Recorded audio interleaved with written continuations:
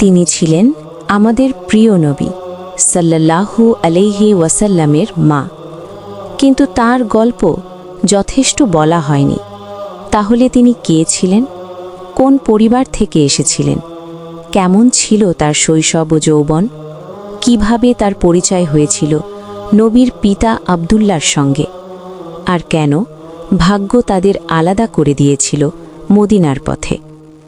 আজকের এই ভিডিওতে আপনি শুধু মা আমিনার জীবনের গল্পই জানবেন না, জানবেন নবীজির পিতা আব্দুল্লাহর জীবন ও সেই যাত্রার কথাও, যে যাত্রা থেকে তিনি আর ফিরে আসেননি।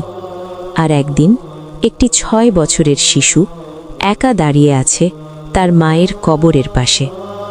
আজ আমরা ইসলামী নির্ভরযোগ্য সূত্র থেকে সংগৃহীত এই বিস্তৃত ইতিহাসের আলোকে সেই গল্প বলছি। এটি শুধু একজন মায়ের গল্প নয়, এটি একটি উম্মার সূচনা।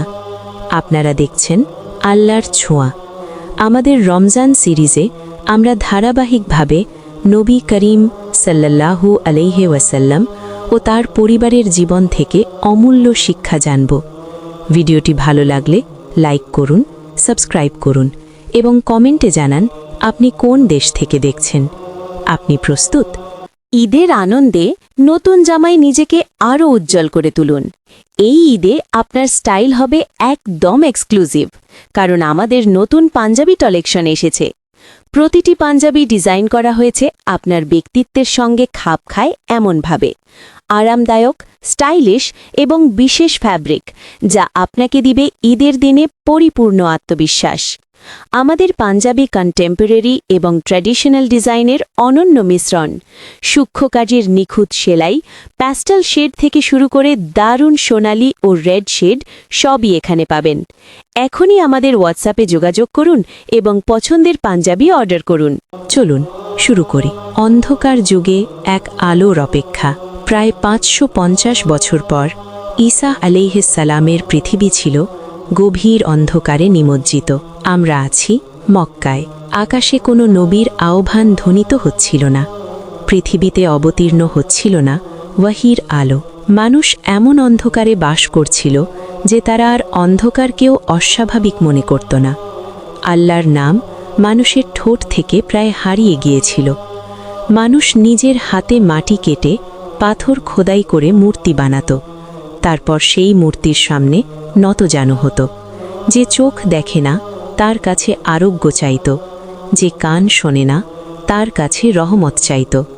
আর ঠিক এই অন্ধকার থেকেই শুরু আমাদের গল্প, কারণ ইতিহাস সাক্ষী সবচেয়ে উজ্জ্বল আলো জন্ম নেয় গভীরতম অন্ধকারে।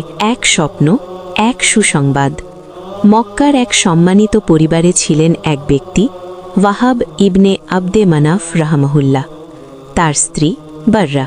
দীর্ঘদিন তাদের কোনো সন্তান ছিল না। এক রাতে ওয়াহাব স্বপ্ন দেখলেন একটি ফুলে ভরা বাগান, সাদা চুলের এক বৃদ্ধ, মুখ চাঁদের মতো উজ্জ্বল, তার হাতে গোলাপের তোড়া। তিনি সেই গোলাপের সুঘ্রাণ নিলেন, এমন মিষ্টি ঘ্রাণ যা দুনিয়ায় কখনো পাননি। সকালে বররা বললেন তিনি একই স্বপ্ন দেখেছেন। তারা এক জ্ঞানী ব্যক্তির কাছে গেলেন। দীর্ঘ নীরবতার পর তিনি বললেন, হে ওয়াহাব, তোমাদের ঘরে এমন এক কন্যা জন্ম নেবে যার সম্মান ও মর্যাদা হবে অতুলনীয়। তার নাম ইতিহাসে উজ্জ্বল হয়ে থাকবে। অল্প কিছুদিন পর বাররা গর্ভবতী হলেন, জন্ম নিলেন আমিনা রাহমাহুল্লাহ। দিন কেটে গেল। মক্কা তখনও আগের মতোই, প্রখর রোদ, পথে ঘাটে মদ্যপান মানুষ, কিন্তু ওয়াহাবির ঘরে ছিল আনন্দের অপেক্ষা। অবশেষে সেই মুহূর্ত এলো, আপনার কন্যা হয়েছে। ওয়াহাব যেন তীরের মতো ছুটে গেলেন ভিতরে। সাদা ও সবুজ কাপড়ে মোড়ানো এক নবজাতক, তার মুখে ছিল মৃদু হাসি। হ্যাঁ, তিনি হাসছিলেন জন্মের সময়। ওয়াহাব সেই নূর ভরা শিশুকে কোলে তুলে নিলেন, কপালে চুমু খেলেন। মনে হচ্ছিল যেন জান্নাতের দিগন্ত থেকে এক পরী পৃথিবীর বাগানে নেমে এসেছে। মক্কার মানুষদের জন্য দাওয়াত দেওয়া হলো, দাস মুক্তি দেওয়া হলো। আনন্দ চলল সন্ধ্যা পর্যন্ত। সে সময় উপস্থিত ছিলেন কুরাইশদের নেতা, নবীর দাদা আব্দুল মুত্তালিব। তিনি দাঁড়িয়ে ঘোষণা দিলেন, ওয়াহাবের কন্যার নাম রাখা হল আমিনা। অন্ধকার যুগের বুকে রোপিত হল এক নূরের বীজ। আমিনার বেড়ে ওঠা, সময় কখনো থামে না। জন্মের সময় যে শিশু হাসছিল সে বড় হয়ে এক যুবতীতে পরিণত হল। তার সৌন্দর্যের কথা মক্কায় ছড়িয়ে পড়ল, কিন্তু তার আসল সৌন্দর্য ছিল মুখে নয়, ছিল তার চোখের গভীরতায়, চরিত্রের পবিত্রতায়। সে যুগে কন্যাদের তেমন মর্যাদা দেওয়া হতো না। অনেকে কন্যা শিশুকে জীবিত কবরও দিত, কিন্তু আমিনার রাহমাহুল্লাহ ছিলেন ভিন্নভাবে লালিত। তার পিতা তার সাথে কথা বলতেন, মতামত চাইতেন, গুরুত্ব দিতেন। এ ছিল বিরল ঘটনা। একই সময়ে অন্য এক ঘরে, ঠিক সেই সময় মক্কার আরেক ঘরে ভাগ্যের আরেক অধ্যায় লেখা হচ্ছিল। কুরাইশদের সম্মানিত নেতা আব্দুল মুত্তালিবের এক পুত্র আবদুল্লাহ ইবনে আবদে মানাফ রাহমাহুল্লাহ। তিনি ছিলেন মক্কার সবচেয়ে সুদর্শন ও ভদ্র যুবকদের একজন। লোকেরা বলতো তার কপালে এক বিশেষ নূর জ্বলজ্বল করত। যুবতীরা দূর থেকে তাকে দেখলে হৃদয় কেঁপে উঠত। কিন্তু সেই নূর ছিল এক মহান রহস্যের পূর্বাভাস, এক আমানত যা পৌঁছে যাবে এক পবিত্র গর্ভে, এবং খুব শীঘ্রই ভাগ্য আমিনা ও আবদুল্লাহকে একত্র করবে। পবিত্র বংশধারা ও এক মহান পরীক্ষা। কিন্তু আবদুল্লাহ রাদিয়াল্লাহু ছিলেন সাধারণ কেউ নন। তিনি এসেছিলেন এক পবিত্র বংশধারা থেকে, যে শৃঙ্খল কখনো ব্যভিচারে কলুষিত হয়নি। তিনি ছিলেন পরিচ্ছন্ন চরিত্রের, মর্যাদাবান, হারাম থেকে দূরে থাকা এক যুবক। তার পিতা ছিলেন কুরাইশদের সম্মানিত নেতা আব্দুল মুত্তালিব, আর তার জীবনের এক বিস্ময়কর অধ্যায় জড়িয়ে আছে এক পবিত্র পানির সাথে, যার নাম জামজাম। বহু বছর আগে কাবার নিকটবর্তী হিজের স্থানে ঘুমিয়ে পড়েছিলেন আব্দুল মুত্তালিব। সে রাতে তিনি স্বপ্নে এক আহ্বান শুনলেন, হে আব্দুল মুত্তালিব, তাইবা খনন করো। তিনি জেগে উঠলেন, কেউ নেই। পরের রাতে বাররা খনন করো। তৃতীয় রাতে মুজাম্মামা খনন করো। চতুর্থ রাতে আহ্বান স্পষ্ট হল, জামজাম খনন করো। তিনি জিজ্ঞেস করলেন, জামজাম কি? উত্তর এলো, এ এমন পানি যা কখনো শেষ হবে না, এর তলদেশে পৌঁছানো যাবে না। এটি হাজিদের পানি সরবরাহ করবে। এটি কুরবানির রক্ত ঝরার স্থানের ও পিঁপড়ের বাসার মাঝখানে। সকাল হতেই তিনি খনন শুরু করলেন। সাথে ছিলেন শুধু তার পুত্র হারিস। কুরাইশদের নেতারা বাধা দিলেন, বিদ্রুপ করলেন, চাপ সৃষ্টি করলেন, কিন্তু তিনি থামলেন না। হঠাৎ মাটির নিচে ঝিলিক দেখা গেল, স্বচ্ছ প্রবাহিত মিষ্টি পানি। এই সেই বরকতময় জামজাম, যে পানির উৎস রেখে গিয়েছিলেন ইব্রাহিম আলাইসাল্লাম মরুভূমিতে, যা খুঁজে পেয়েছিলেন আমাদের মা হাজেরা আলাইসাল্লাম তার সন্তানের তৃষ্ণায় ব্যাকুল হয়ে ছুটে চলার সময়। শতাব্দীর পর শতাব্দী মাটির নিচে লুকিয়ে থাকার পর আবার তা প্রকাশ পেল। সেদিন আব্দুল মুত্তালিব কেঁদেছিলেন, কিন্তু সামনে ছিল আরও বড় পরীক্ষা, এক মানত, এক ভারী প্রতিশ্রুতি। সেই সময় তিনি ছিলেন প্রায় একা, শুধু এক পুত্র হারিস। গোত্রের লোকেরা তাকে তুচ্ছ করত। নিঃসঙ্গতার এক রাতে তিনি আল্লাহের কাছে দোয়া করেছিলেন, হে আমার রব, তুমি যদি আমাকে 10 জন পুত্র দাও, আমি তাদের একজনকে তোমার উদ্দেশ্যে কুরবানি করব। বছর কেটে গেল, আল্লাহ তার দোয়া কবুল করলেন। 1 জন, 2 জন, 3 জন, শেষ পর্যন্ত 10 জন বলিষ্ঠ সাহসী পুত্র তার হল। মক্কায় তখন কেউ আর তার সামনে দাঁড়াতে পারত না, কারণ তার পেছনে ছিল 10টি সিংহ। কিন্তু প্রতিশ্রুতির ভার তার অন্তরে ক্রমশ ভারী হতে লাগল। এক রাতে স্বপ্নে যেন আহ্বান এলো, হে আব্দুল মুত্তালিব, তোমার মানত পূর্ণ করো। তিনি একটি দুম্বা কুরবানি করলেন। মনে হলো এ যথেষ্ট নয়। একটি গরু, তবুও নয়। একটি উট, তবুও নয়। অবশেষে অন্তরে ধ্বনি, তোমার এক পুত্র। চাঁদের আলোয় 10 পুত্র। রাতের বাগানে খেজুর গাছের ছায়ায় চাঁদের আলোয় দাঁড়িয়ে আছে 10 জন যুবক, প্রত্যেকেই সিংহের মতো দৃঢ়। তাদের মধ্যে সবচেয়ে কনিষ্ঠ ও সুন্দর ছিলেন আবদুল্লাহ ইবনে আব্দুল মুত্তালিব। তার কপালে ছিল এক বিশেষ নূর, এক আলো যা যেন কখনো তাকে ছেড়ে যেত না। কাঁপা কণ্ঠে আব্দুল মুত্তালিব বললেন, হে আমার সন্তানেরা, বহু আগে আমি আল্লাহের কাছে মানত করেছিলাম, যদি 10 পুত্র পাই একজনকে কুরবানি করব। আজ সেই সময় এসেছে। কেউ অভিযোগ করল না, কেউ আপত্তি তুলল না। তারা বলল, আপনি আমাদের পিতা, আপনার সিদ্ধান্ত আমরা মেনে নিলাম। তিনি বললেন, প্রত্যেকে একটি করে তীর নাও, নিজের নাম লেখো। 10টি তীর, 10টি নাম। তারা কাবার ভিতরে প্রবেশ করল। লটারি টানা হলো। নাম উঠল আব্দুল্লাহ। আব্দুল মুত্তালিবের হাত কাঁপতে লাগল। আবার টানলেন, আবারও আব্দুল্লাহ। তৃতীয়বার, চতুর্থবার, প্রতিবারই আব্দুল্লাহ। আব্দুল্লাহ কোনো আপত্তি করলেন না, ভয় প্রকাশ করলেন না। তিনি পিতার দিকে তাকিয়ে বললেন, বিলম্ব করবেন না, আমি সবসময় আপনার সিদ্ধান্ত মেনে চলেছি। তিনি পিতাকে আলিঙ্গন করলেন। আব্দুল মুত্তালিব তাকে এমনভাবে জড়িয়ে ধরলেন যেন আর কখনো ছেড়ে দেবেন না। খবর ছড়িয়ে পড়ল পুরো মক্কায়, আব্দুল্লাহ কুরবানি হবেন। কুরাইশ নেতারা ছুটে এলেন, না, যদি আপনি আজ আপনার পুত্রকে কুরবানি করেন, আগামীকাল আমরা সবাই আমাদের সন্তানদের কুরবানি করব। এটি রীতি হয়ে যাবে, আমরা এটি হতে দিতে পারি না। এখানেই গল্পের উত্তেজনা চরমে পৌঁছায়। কিভাবে রক্ষা পেলেন আব্দুল্লাহ? কিভাবে নির্ধারিত হলো 100 উটের ফিদিয়া? এবং কিভাবে সেই নূর স্থানান্তরিত হলো আমিনা রাদিয়াল্লাহু এর গর্ভে? আর কোনো উপায় খুঁজে বের করুন। কুরাইশ নেতারা পরামর্শ দিলেন, এক জ্ঞানী ভবিষ্যদ্বক্তার কাছে যাওয়া হোক। তারা গেলেন খাইবারের এক গণক ব্যক্তির কাছে। তিনি গভীরভাবে চিন্তা করে বললেন, আব্দুল্লাহ ও উটের মাঝে লটারি টানুন। প্রথমে 10টি উট রাখুন। যদি তীর উটের ওপর না পড়ে, আরও 10টি যোগ করুন। এভাবে চালিয়ে যান যতক্ষণ না তীর উটের ওপর পড়ে। শুরু হলো পরীক্ষা। 10টি উট, তীর পড়ল আব্দুল্লাহর নামে। 20টি উট, তবুও আব্দুল্লাহ। 30, 40, 50, প্রতিবারই আব্দুল্লাহ। অবশেষে সংখ্যা পৌঁছালো 100-তে। আর তখন তীর পড়ল উটের ওপর। আব্দুল্লাহ রক্ষা পেলেন। এভাবেই আল্লাহ তার প্রিয় বান্দাকে সংরক্ষণ করলেন, কারণ তার মাধ্যমে আসতে যাচ্ছিলেন মানবতার শ্রেষ্ঠ নবী। মহাপরীক্ষায় উত্তীর্ণ হয়ে আব্দুল্লাহ এখন বিবাহযোগ্য যুবক। তার পিতা আব্দুল মুত্তালিব ইতিমধ্যেই তার জন্য উপযুক্ত কন্যা খুঁজে রেখেছিলেন। একদিন দরজায় কড়া নাড়ার শব্দ হলো।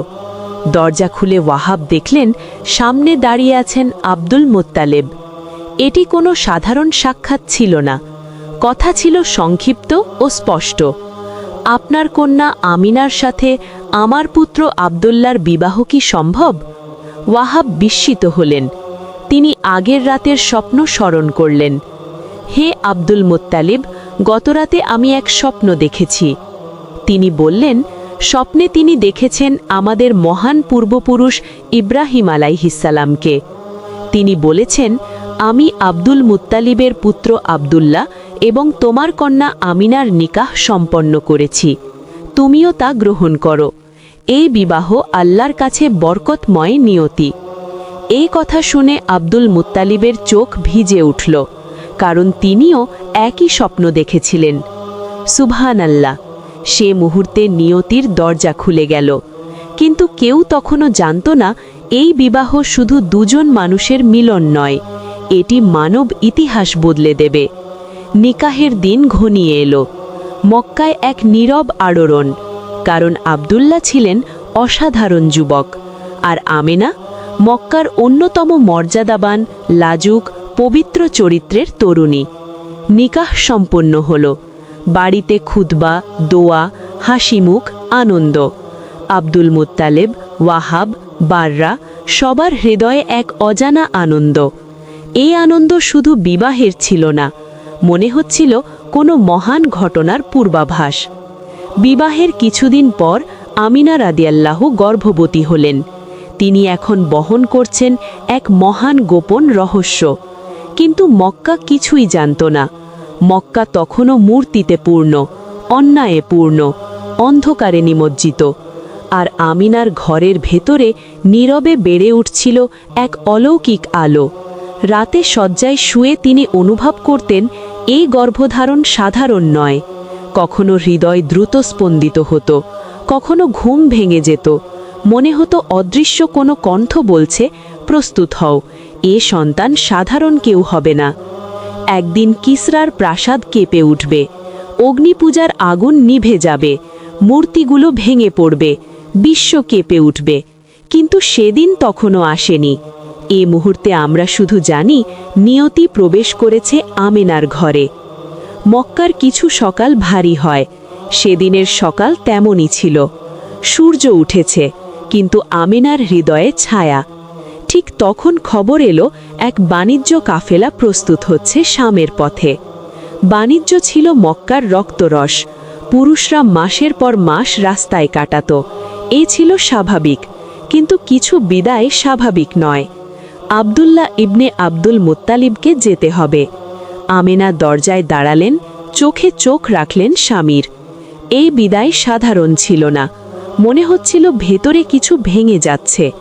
বেশি দিন লাগবে না, বললেন আব্দুল্লাহ। আমি দোয়া করব, বললেন আমেনা। তিনি হাত ধরে রাখলেন, ছাড়তে চাইছিলেন না। কিন্তু কখনো কখনো নিয়তি মানুষের আঙুল খুলে দিতে বাধ্য করে। কাফেলা রওনা হলো, দিগন্তে ধুলোর মেঘ মিলিয়ে গেল।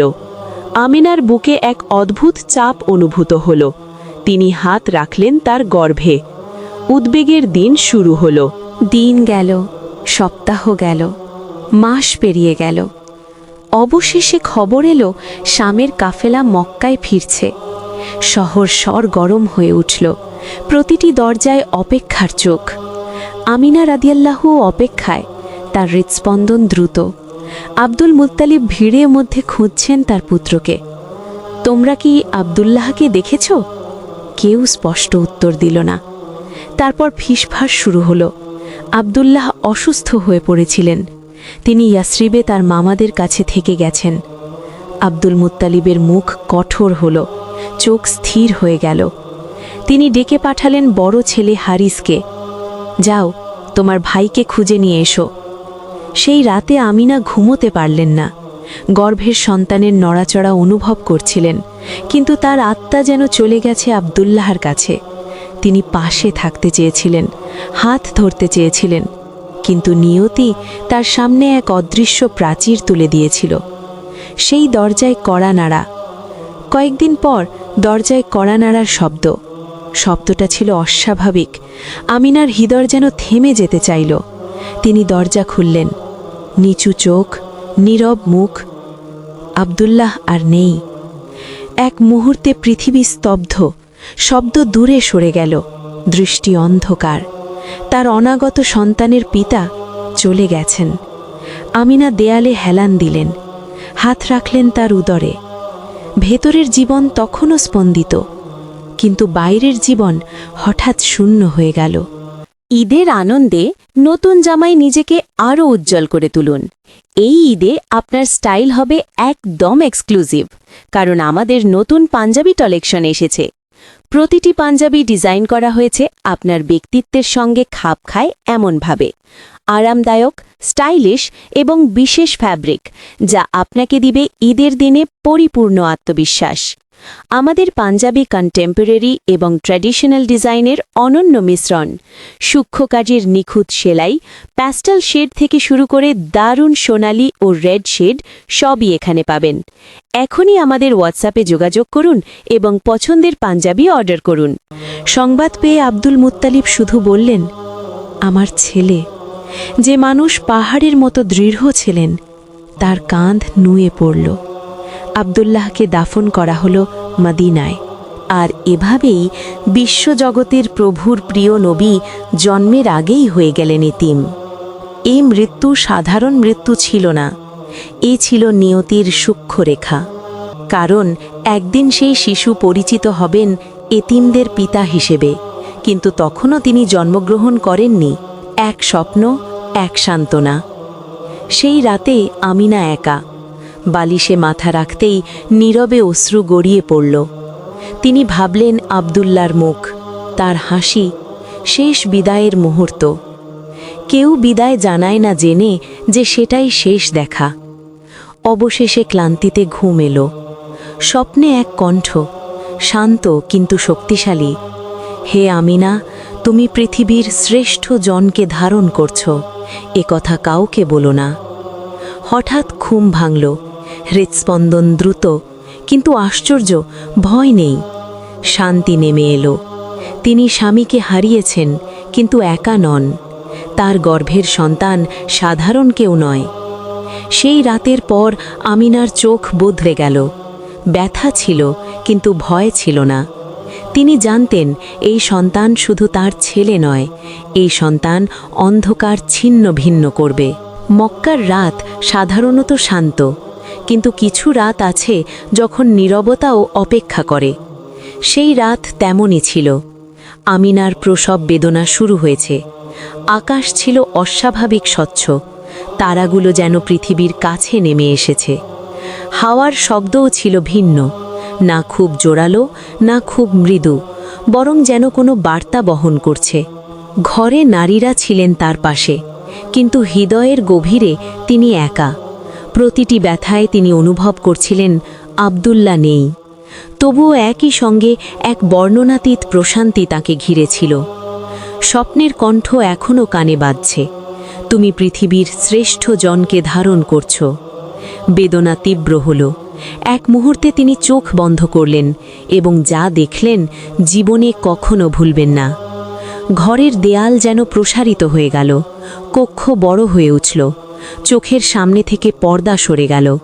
তিনি দেখলেন এক আলো ছড়িয়ে পড়ছে দূর দেশে, শামের দিকে। এক নূর পৌঁছে যাচ্ছে সুদূর প্রান্তরে। আকাশে যেন ফেরেশতাদের অবতরণ। একই সময়ে দূর পারস্যে ঘটনাবলী ঘটছে। কিসরার প্রাসাদে কম্পন, বহু বছরের দাঁড়িয়ে থাকা মিনার ভেঙে পড়ছে। 1000 বছর ধরে জ্বলতে থাকা অগ্নিপূজার আগুন নিভে গেল।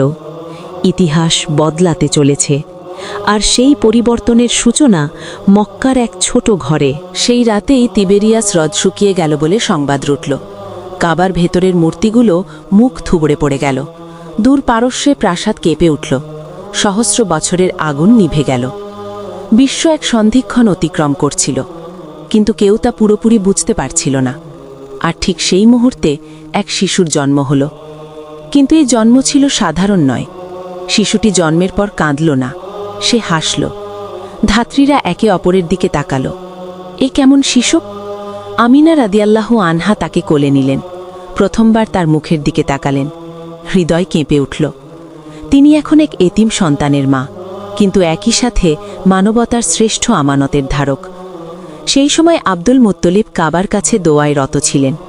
হঠাৎ সংবাদ এলো, আমিনা পুত্র সন্তান জন্ম দিয়েছেন। তিনি দৌড়ে এলেন। বয়স সত্ত্বেও তার গতি ছিল তরুণের মতো। ঘরে প্রবেশ করলেন। সাদা কাপড়ে মোড়ানো নবজাতক আমিনার কোলে। আমার নাতিকে দাও, আমি তাকে চুমু দিই। তিনি কোলে নিলেন। একবার চুমু খেলেন, দ্বিতীয়বার চুমু খেলেন, এবং অনুভব করলেন এক নূর যেন তার অন্তরে প্রবেশ করল। তিনি কেঁপে উঠলেন। এই শিশু আলাদা। নামকরণ মুহাম্মদ সাল্লাল্লাহু আলাইহি ওয়াসাল্লাম। সপ্তম দিনে মক্কায় বড় ভোজের আয়োজন হলো। উট কোরবানি করা হলো, মাংস বিতরণ করা হলো, কবিতা আবৃত্তি হলো। সবাই কৌতূহলী, নাম কি হবে? আব্দুল মুত্তালিব দাঁড়ালেন। আমি তার নাম রেখেছি মুহাম্মদ সাল্লাল্লাহু আলাইহি ওয়াসাল্লাম। লোকেরা বিস্মিত, এ নাম তো তোমাদের পূর্বপুরুষদের মধ্যে নেই। তিনি বললেন, আমি চাই আসমানে আল্লাহ তাকে প্রশংসা করুন, আর জামিনে মানুষ তাকে প্রশংসা করুক। মুহাম্মদ অর্থাৎ প্রশংসিত। কিন্তু তখনও তিনি দোলনায় শায়িত এক শিশু। সেই রাতেই এক ইহুদি আলেম মক্কার রাস্তায় বলছিল, আহমদের নক্ষত্র উদিত হয়েছে। কিছু মানুষ তার পিঠে দেখেছিল নবুয়তের মোহর, আর বুঝেছিল এক যুগের অবসান আর এক যুগের সূচনা। মায়ের চোখে সন্তান। কিন্তু আমিনা রাদিয়াল্লাহু আনহা, তিনি শুধু তার সন্তানকে দেখছিলেন এক মায়ের হৃদয়ে। তিনি দুধ পান করাতেন, বুকে জড়িয়ে রাখতেন। প্রতিটি দৃষ্টিতে ছিল আনন্দ আর এক অদৃশ্য বেদনা। ইস, তোমার বাবা যদি তোমাকে দেখতে পারতেন। এই বাক্য তার অন্তরে প্রতিধ্বনিত হতো। কাবায় নিয়ে যাওয়া। একদিন আব্দুল মুত্তালিব তার নাতিকে নিয়ে গেলেন কাবার কাছে। কাবার সামনে দাঁড়িয়ে তিনি দীর্ঘক্ষণ তাকিয়ে রইলেন শিশুটির মুখের দিকে। কেউ জানত না তার হৃদয়ে কি চলছিল, কিন্তু সেদিন তিনি তাকে সাধারণ নাতির মতো দেখেননি। মনে হচ্ছিল তিনি ভবিষ্যতের আভাস পাচ্ছেন। এদিকে দূর দেশ থেকে গুঞ্জন আসছে, এই শিশুর জন্মের রাতে মূর্তি পড়েছে, প্রাসাদ কেঁপেছে, আগুন নিভেছে। মানুষ ফিসফিস করছিল, খোলাখুলি কিছু বলার সাহস কারো ছিল না, কারণ এক শিশুর জন্মে সাম্রাজ্য কেঁপে ওঠা মানব মস্তিষ্ক সহজে মেনে নিতে পারে না। কিন্তু নিয়তি যুক্তির সীমায় আবদ্ধ নয়। আমিনার জীবন এখন ভিন্ন সংগ্রাম। তিনি এক তরুণী বিধবা, এক এতিম সন্তানের মা। মক্কার সমাজ ছিল পুরুষ নির্ভর, বিধবা হওয়া সহজ ছিল না। তবুও তিনি ভেঙে পড়েননি। চোখে ছিল বেদনা, কিন্তু মাথা নত ছিল না। রাতে সন্তানকে বুকে জড়িয়ে ধরলে অন্তরের ব্যথা কিছুটা হালকা হতো। এক রাতে তিনি ফিসফিস করে বললেন, তুমি বাবা ছাড়া বড় হবে। কিন্তু সঙ্গে সঙ্গেই তার মনে এলো, হয়তো এটাই আল্লাহর হিকমা। কারণ একদিন এই শিশুই এতিমদের মাথায় স্নেহের হাত বুলিয়ে দেবে, এতিমদের ব্যাখ্যা বুঝবে, তাদের আশ্রয় দেবে। হয়তো পিতৃহীন শৈশব তার হৃদয় কোমল করবে, আর পার্থিব ভরসা কম থাকায় তিনি আরও বেশি আল্লাহর দিকে ঝুঁকবেন। দিন কেটে গেল। মক্কার বাতাস ছিল ভারী। সে যুগের রীতি অনুযায়ী শিশুকে মরুভূমির বেদুইন নারীর কাছে লালন পালনের জন্য দেওয়ার বিষয়টি আলোচনায় এলো। কারণ মরুর বিশুদ্ধ বাতাস, বিশুদ্ধ ভাষা, দৃঢ় জীবনযাপন শিশুর চরিত্র গঠনে সহায়ক মনে করা হতো। আর এখান থেকেই শুরু হবে আরেক অধ্যায়, হালিমা সাদিয়ার আগমন আর মরুভূমিতে বেড়ে ওঠা এক নূরের গল্প। সে যুগে শিশুদের সুস্থতা ও শুদ্ধ আরবি ভাষা শেখানোর জন্য তাদের মরুভূমির বেদুইন নারীদের কাছে পাঠানো হতো। মক্কার বাতাস ছিল ভারী, কিন্তু মরুর বাতাস ছিল নির্মল, আর সেখানে আরবি ভাষা ছিল সবচেয়ে বিশুদ্ধ। সেই দিন ধাত্রীমাতারা মক্কায় এলেন। প্রত্যেকে চাইলেন ধনী পরিবারের সন্তান নিতে, কারণ এতে আর্থিক সহায়তা নিশ্চিত থাকত। কিন্তু যখন জানা গেল এই শিশুটি এতিম, শব্দটি তাদের সিদ্ধান্ত বদলে দিল। পিতা নেই মানে নিশ্চিত পারিশ্রমিক নেই। অনেকেই তাকিয়েও দেখল না। আমিনা রাদিয়াল্লাহু সব দেখছিলেন। তার হৃদয় কেঁপে উঠেছিল, কিন্তু মুখে প্রকাশ করলেন না। সব শেষে এগিয়ে এলেন এক নারী, হালিমা সাদিয়া। তিনি ছিলেন সবচেয়ে কষ্টে থাকা নারীদের একজন। তার উট ছিল দুর্বল, পশুরা দুধ দিচ্ছিল না, তাদের কাফেলাই ছিল সবচেয়ে ধীর। তিনি কোনো ধনী পরিবারের সন্তানও পাননি। অবশেষে বললেন, চলো অন্তত এই এতিম শিশুটিকেই নিয়ে যাই। সে মুহূর্তে কেউ জানত না এই সিদ্ধান্ত বরকতের দরজা খুলে দেবে। হালিমা রাদিয়াল্লাহু যখন ছোট্ট মুহাম্মদ সাল্লাল্লাহু আলাইহি ওয়াসাল্লামকে কোলে নিলেন, মুহূর্তেই যেন সব বদলে গেল। তার উট শক্তিশালী হয়ে উঠল, দুধ বেড়ে গেল। যাত্রাপথে তারা সবার আগে চলতে লাগল। বরকত যেন পা পা করে অনুসরণ করছিল। মরুর পথে যাত্রা শুরু হলো। আমিনা দরজায় দাঁড়িয়ে, আরেকটি বিচ্ছেদের সামনে। প্রথমে স্বামীকে বিদায় দিয়েছিলেন, এবার সন্তানকে। বুক শূন্য, কিন্তু চোখ দৃঢ়। তিনি হাত তুলে দোয়া করলেন, হে আল্লাহ, তাকে হেফাজত করুন। মরুভূমি এক এতিম শিশুকে বুকে নিল, কিন্তু সে ছিল না সাধারণ শিশু, সে ছিল অন্ধকার ভেঙে দেওয়ার আলো। মানুষ জানত না, কিন্তু আসমান জানত। গোত্রে পৌঁছানোর পর বরকত স্পষ্ট হল। শুষ্ক ভূমিতে যেসব পশু দুধ দিত না, দুধ দিতে শুরু করল। ঘরে স্বস্তি ফিরে এলো। হালিমার স্বামী অবাক, এই শিশুর সাথে কিছু বদলে গেছে। হালিমা আর তাকে এতিম বলতেন না। প্রতিবার কোলে নিলে হৃদয়ে এক অদ্ভুত শান্তি নামত। রাতে ঘুমন্ত মুখের দিকে তাকিয়ে ভাবতেন, এই শিশুর মাঝে এক রহস্য আছে। মক্কায় এক মায়ের অপেক্ষা। এদিকে মক্কায় সময় ধীরে চলছিল। আমিনার ঘর নীরব, বুক শূন্য।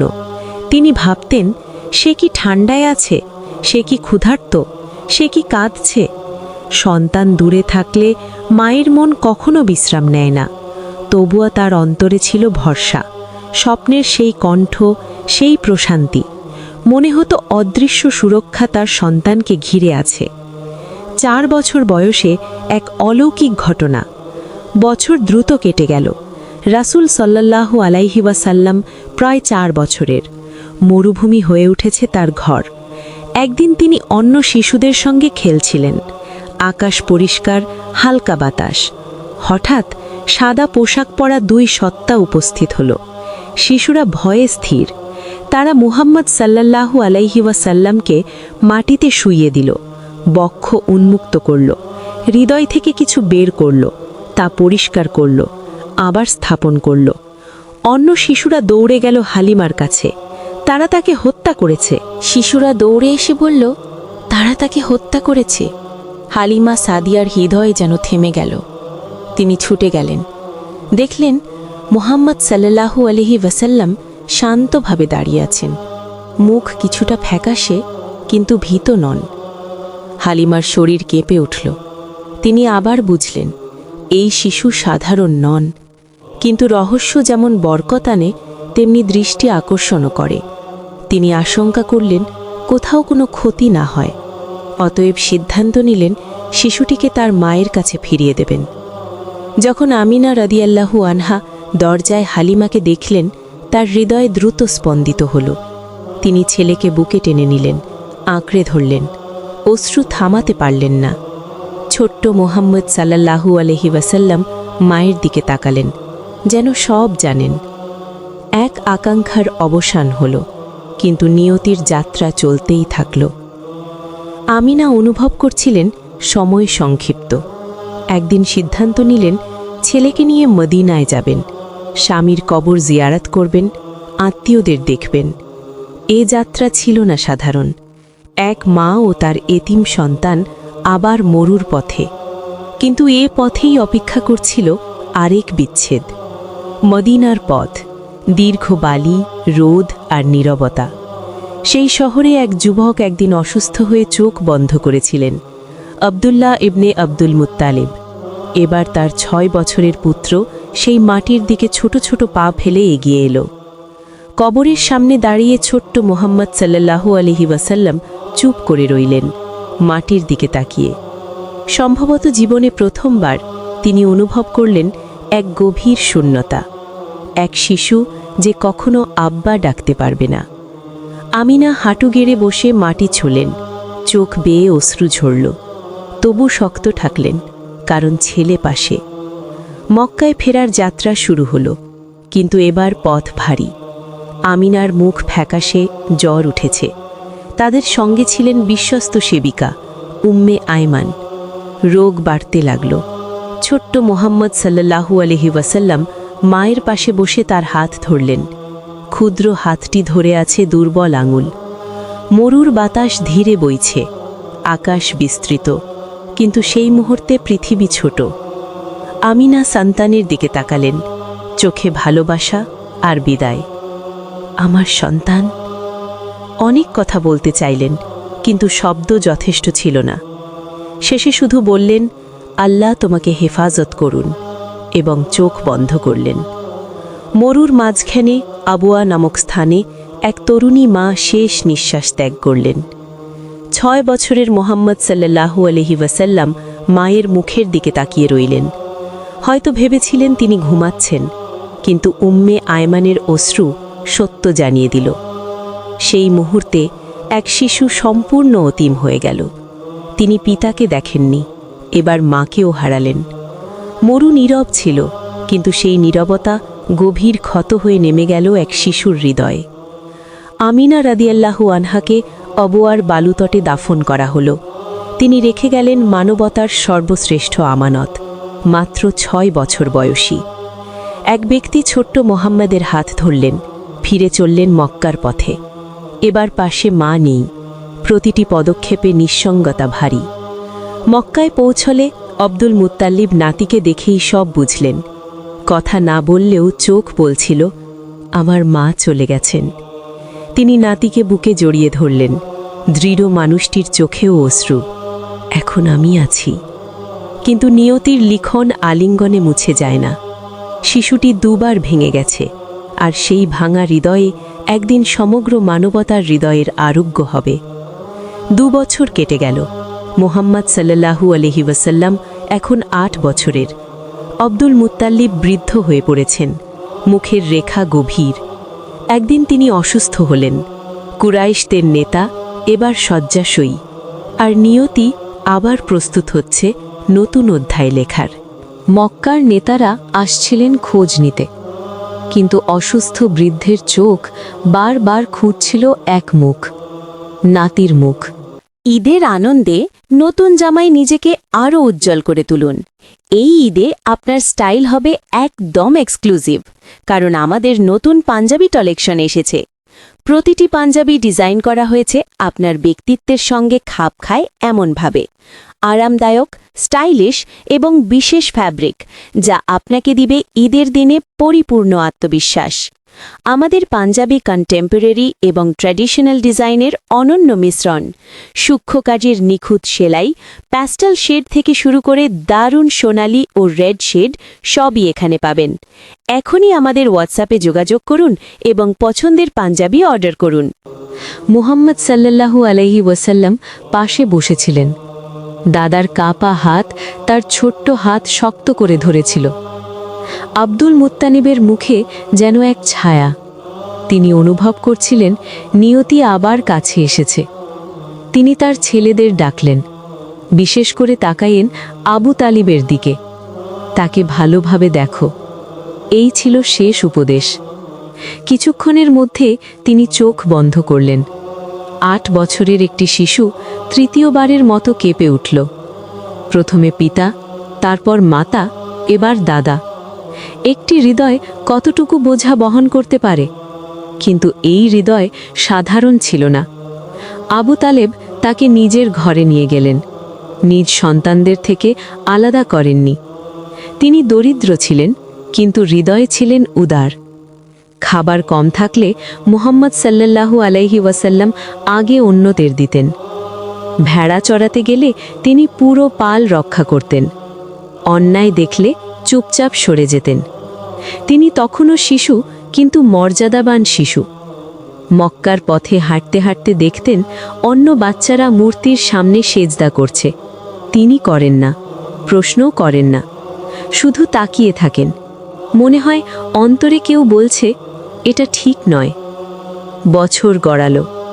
মানুষ লক্ষ্য করল এই যুবকের মুখে মিথ্যা নেই, অর্পিত আমানতে খেয়ানত নেই। মানুষ তাকে একটি উপাধি দিল, আল আমিন, বিশ্বস্ত। তিনি তখনও নবী নন, ওহী নাজিল হয়নি, কিন্তু মানুষ তাকে বিশ্বাস করত। এক এতিম কিন্তু দৃঢ় হৃদয়ের অধিকারী, এক নিঃসঙ্গ যুবক কিন্তু অটল সততার প্রতীক। নিয়তি ধাপে ধাপে তাকে প্রস্তুত করছিল।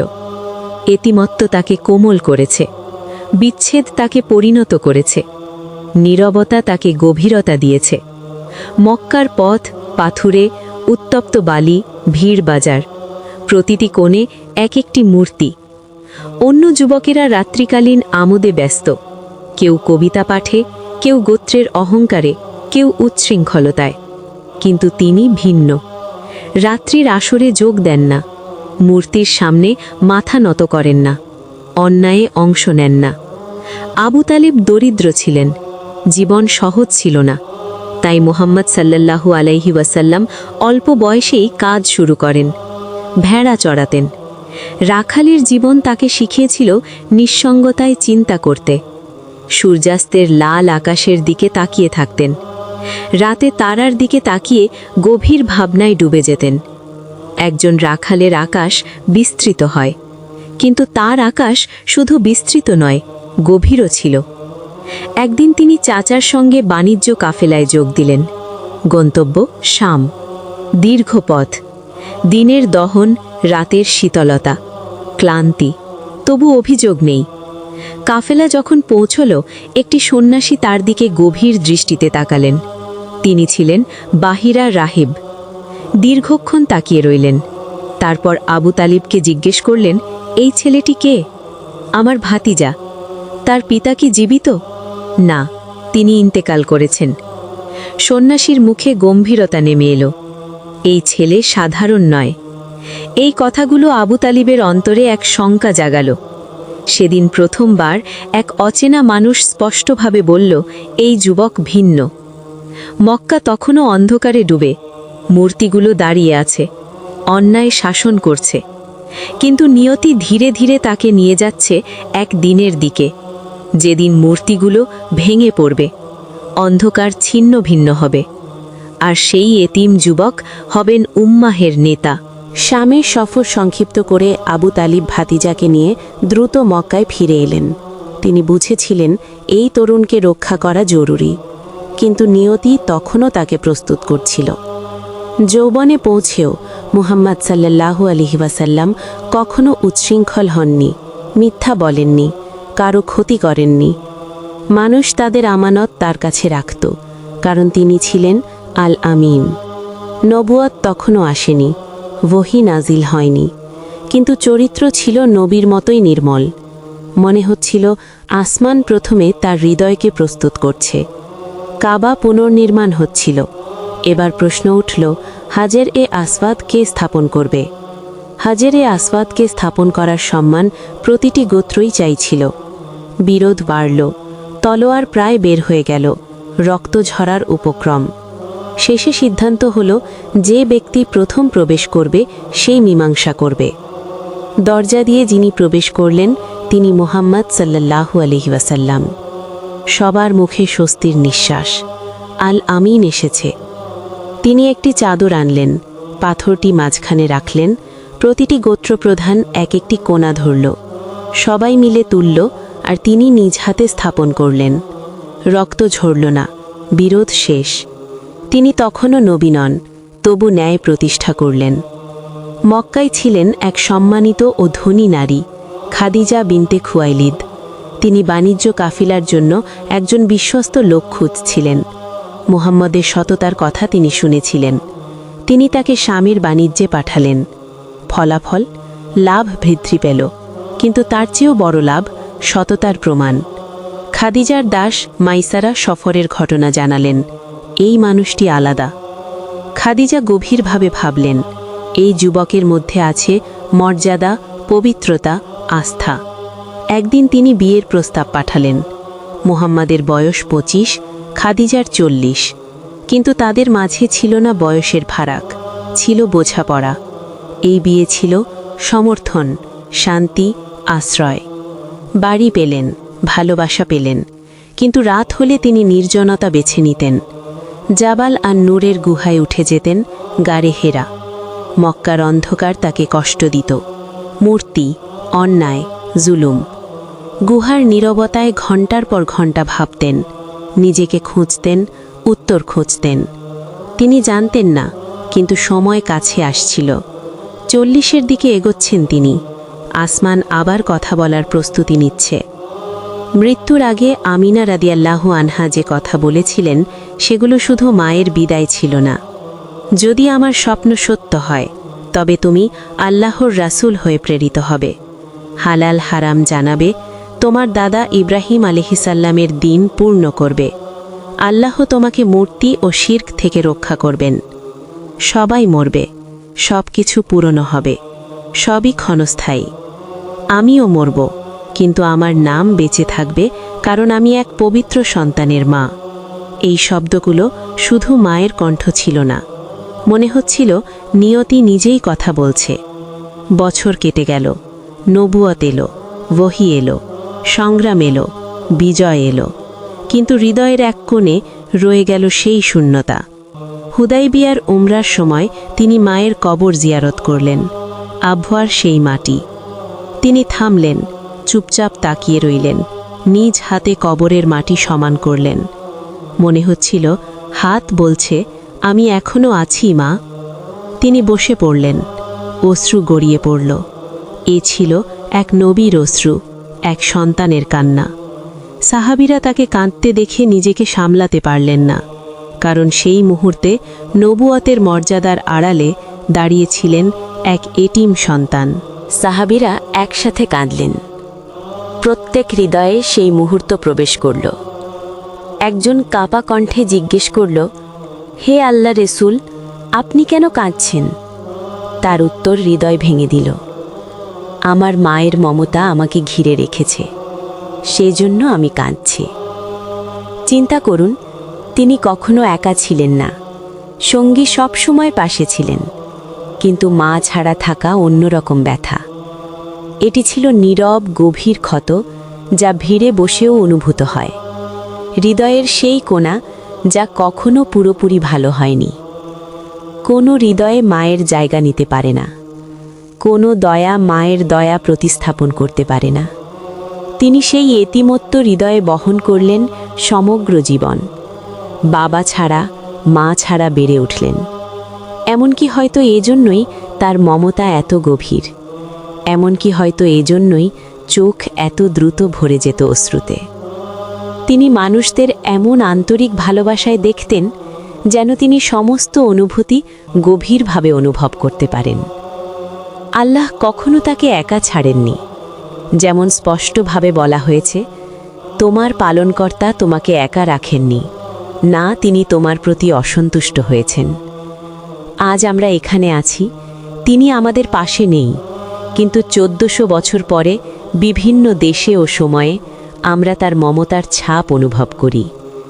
সমস্ত প্রশংসা আল্লাহরই, যিনি আমাদের তাকে এত ভালোবাসার সুযোগ দিয়েছেন।